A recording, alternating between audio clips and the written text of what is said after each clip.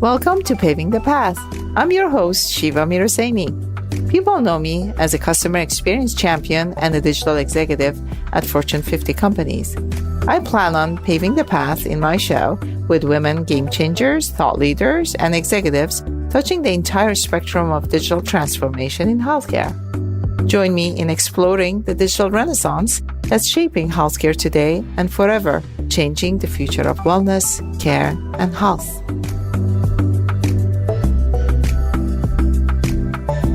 Welcome to another episode of Paving the Path. Today, my guest is Dr. Jennifer Schneider, co-founder and CEO of Homeward, a company focused on re-architecting the delivery of health and care in partnership with communities everywhere, starting in rural America. Having grown up in a small town and being diagnosed with type 1 diabetes at a young age, she experienced firsthand the challenges of accessing convenient care that millions of families across rural America deal with every day. This fueled her passion to found Homeward and create novel value-based care models that are purpose-built to address the needs of rural Americans. Previously, Dr. Schneider served as the Chief Medical Officer and President of Livongo. While there, she led the company through the largest consumer digital health initial public offering in history, and the industry's largest merger ever between Livongo and Teladoc Health, valuing Livongo at $18.5 billion. She also served as the Chief Medical Officer of Castlelake Health. Dr. Schneider has been honored by Modern Healthcare as one of the 100 most influential people in healthcare, and by Fierce Healthcare as the Woman of Influence for her work empowering women and modeling diversity and inclusion in the workforce. Dr. Schneider is also on the boards of CityBlock, Maven, and Jasper. Dr. Schneider, on behalf of all of our listeners, myself and the team, it's an absolute honor to have you on the show. Thank you so much for making time for us. Thank you so much for the opportunity to be here today. Thank you. Well, let's get to it. Can you share a little bit about your background and how you got to health care in general and in these leadership roles? Sure. So my background is I was born into a large family in the Midwest. I was diagnosed when I was 12 years old with type 1 diabetes. No one in my family was in healthcare at that time, but that really spurred my own interest. And so I decided to go to medical school and became an internal medicine doc. I went to Johns Hopkins for medical school, and then I transitioned, did my residency at Stanford, and it was when I was at Stanford that I got to meet and hear a lot of different cross-pollination ideas. And so one of the things that really struck me early on was, how can we make a big difference at scale? And how do we do that within the walls of healthcare, the existing healthcare system, and beyond? So I was fortunate to have many opportunities and get to work with incredible leaders and learn beside them on my journey. That's amazing. And you have led two digital health companies in Livongo and Homeward that address challenges that you have personally experienced, as you mentioned, in your life. What is the impact of a mission-driven healthcare organization? When you find what it is you're passionate about, if you pursue your passion, you're going to accomplish incredible things. And that's especially true in healthcare, where there's so many areas up and ripe for improvement. And really the ability to go in there and identify with what it is individually that excites each of us will really allow us to pursue that with the extra passion that it takes, particularly when you're founding something new. So with that said, and given Homeward's mission, can you kind of give us the layperson's explanation of what the company does and why is it different? Sure, absolutely. So Homeward, I was able to found Homeward with my co-founder and business partner, Amar Kendall. And the mission of Homeward is to re-architect the delivery of healthcare in rural America. And what that means is, we took a look around us and said, what is really broken in the healthcare ecosystem that needs some fixing? And we settled in rural markets, which with a surprising statistic, which is that if you live in a zip code that's designated as rural, your mortality is 23% higher than if you live in an urban area. And so we asked ourselves the question, can we change this? Is there something that we know or we could do that's uniquely different to change the outcome here? And we really settled on the company of Homeward with two key concepts. One is we need to build on a very foundational technology stack so that we could scale services to meet demands, because the lack of service providers is pervasive in rural America. And that's a big reason as to why the mortality is so high. Mm-hmm. And the second was, in order to deliver these novel types of care, we really needed to make ourselves financially accountable for the whole care of the individual person, something called total global capitation or value-based care, so that we could deliver the in-home services, the remote patient monitoring, the telehealth services, and frankly, the optimal combination to each individual to help them achieve their most healthy, successful state that they could get to. That's incredible. Can you kind of walk us through, perhaps given the complexity of healthcare in general, and then bringing care to rural areas with the tech stack, with a more modern approach? What are some of the more surprising nuances that you have come to learn in your journey right now? And when it comes to kind of bringing that, for lack of a better word, better experience, especially to rural Americans, what do you think we can reasonably expect? Healthcare is ultimately a game about trust and personal interactions. So that means we have to build things that people want to use in a way that they want to use it by listening to what they're telling us. And I think that that fundamental principle underscores any successful component in healthcare writ large. Technology, the advent of the technology advances that we've made over the last few decades, what that has done is really allow us to get faster at our understanding and our learning of what people want and be able to iterate on what we therefore deliver to them.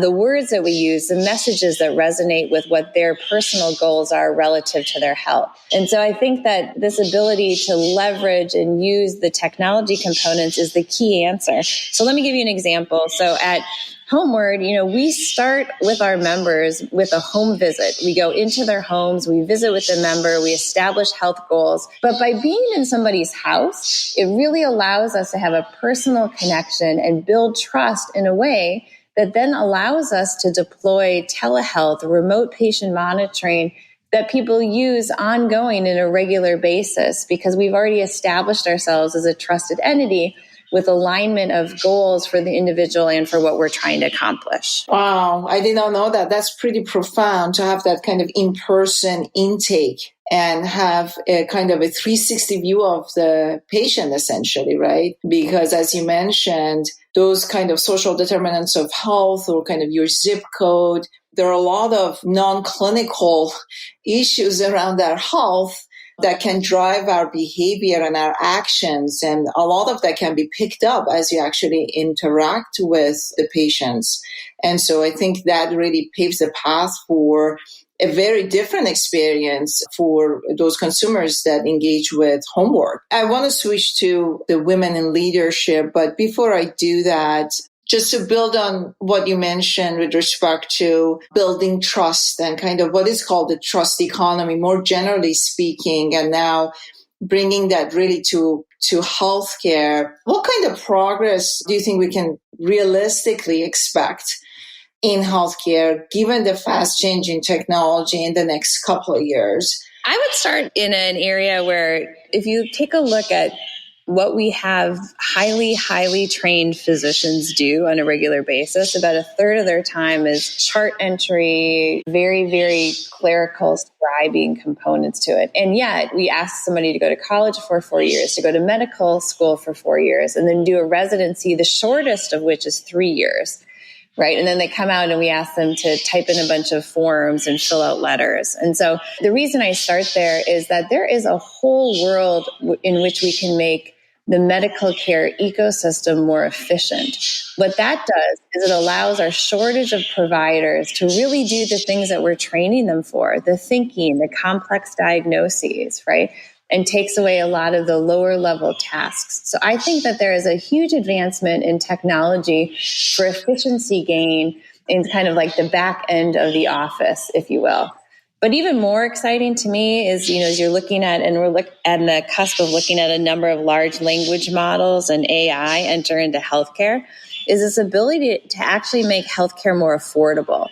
So an example is, if it's true that somebody with depression benefits from talking with another human being every day, let's state that as a truth. We don't have to argue as to whether or not that is true. But if that's true, and we know that, but we say, it's really expensive to have a individual patient talk to a therapist for an hour every day. And by the way, there's not enough therapists to be able to do that, to scale that. What if you could change that model and you could have a check-in or a call or something that's more automated so that the cost of the interaction and exchange of data decreases and drops to, 10 cents an hour, for example?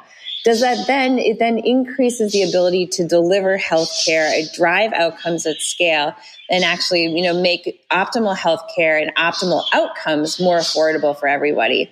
And I think that is the promise of technology, is that technology can be an absolute enabler for us as we cross the chasm in allowing health equity and better outcomes. I love that. I love how you structured it as technology really bringing the best out of what the ecosystem, the healthcare system can offer. And all those wonderful exchanges and personal touches that we currently are missing because we have a burnout problem in this country and not enough resources really to be dedicated to all sorts of different, not just diseases, chronic issues, but especially, as you mentioned, on the mental health side, which is becoming very quickly, some people say, another pandemic or epidemic at least. So Jenny, given your leadership roles in some of the most sought after and highly successful technology-enabled healthcare companies,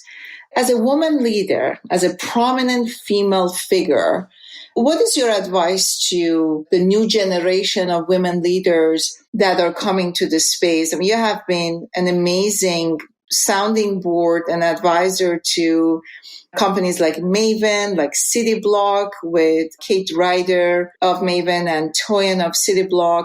You're on the board of many, many companies. Throughout your career, Jenny, you have been committed to empowering fellow women leaders and launched a Women in Leadership program at Livongo that was resoundingly successful. Since that time, many of those women have gone on to take prominent leadership roles across the digital health industry. What did your Women in Leadership program focus on? And why do you think that so many women from Livongo have gone on to have continued success? Great questions. Maybe I'll start with the first one. So when I was at Livongo, we were able and fortunate to have a board and a leadership team that backed my and a couple other people's interest in focusing on women leaders. Our Women in Leadership program really had two parts to it. One was external recognition and awards, and the other one was internal development and skill sets for the people that applied and were selected to be in the Women in Leadership. And those people that applied and were selected were at all various parts of their career journey within Livongo. But it was a commitment that they made to attend a session once a month and sort of pay it forward, if you will. I think the success there was the combination of the commitment to help one another to become better and stronger leaders and to talk about real industry insights. We certainly talked about work-life balance, but a lot of what we talked about were very hardcore skill sets. How do you negotiate for a raise? How do you negotiate a higher salary?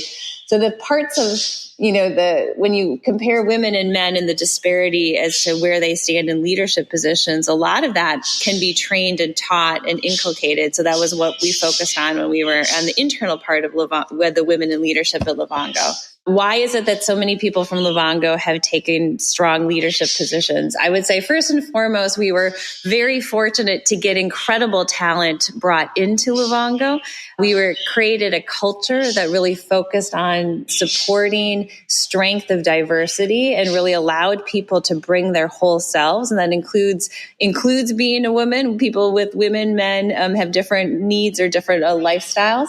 But beyond that, beyond gender, we did that as well. And so I think people coming out of Livongo had experienced an incredible work environment and were with an investment for them to be able to accomplish whatever it was that they wanted to accomplish. There's a lot of great nuggets there. One that really resonates with me is the power of sponsorship for women at different levels of their career. What traits do you see the most successful leaders that you have worked with have in common? I feel very fortunate to be able to work alongside Toyin and Kate and have learned a tremendous amount from both of them. And they stand alone in all they've accomplished by themselves. They have done that with their teams and deserve all the credit. I recently shared this with someone else that those two in particular are some of the strongest founding female CEOs that I've ever met.